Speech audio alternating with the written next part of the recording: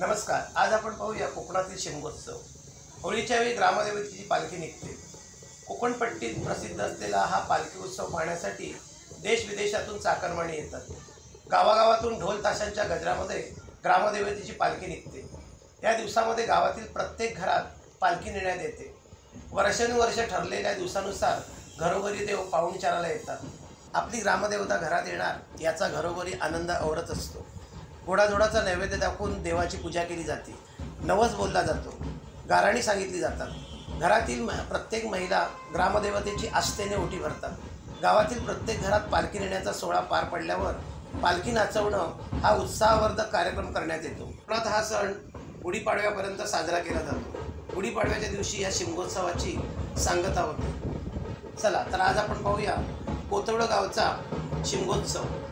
गुढीपाडव्याच्या दिवशी वेगवेगळ्या प्रकारे सर्व तरुण मंडळी पालखी नाचवतात। सुरुवातीला मंदिरातून ही पालखी सानेवर नेली जाते। कोकणातील चाकरमानी नोकरीनिमित्त मुंबईमध्ये वास्तव्यात असतात, परंतु काही जणांना सुट्टी नसल्यामुळे हा शिमगोत्सव पाहता येत नाही, अनुभवता येत नाही आणि म्हणून गुढीपाडव्याचं औचित्य साधून त्या दिवशी अनेक जण गावाला येत असतात आणि तिथे पालखी नाचवण्यासाठी तरुण मंडळी मोठ्या संख्येने उपस्थित असतात। वेगवेगळ्या प्रकारे ढोल ताशांच्या गजरामध्ये हा पालखी नाच केला जातो आणि या पालखी नाचाला मोठ्या प्रमाणात गावातील मंडळी असतात। आज आपण या व्हिडिओमध्ये पालखी नाचवण्याचे वेगवेगळे प्रकार पाहूया आणि पुढच्या वेळी आपण शिमगोत्सवाचा माहितीसह संपूर्ण व्हिडिओ या चॅनलवर नक्की करूया।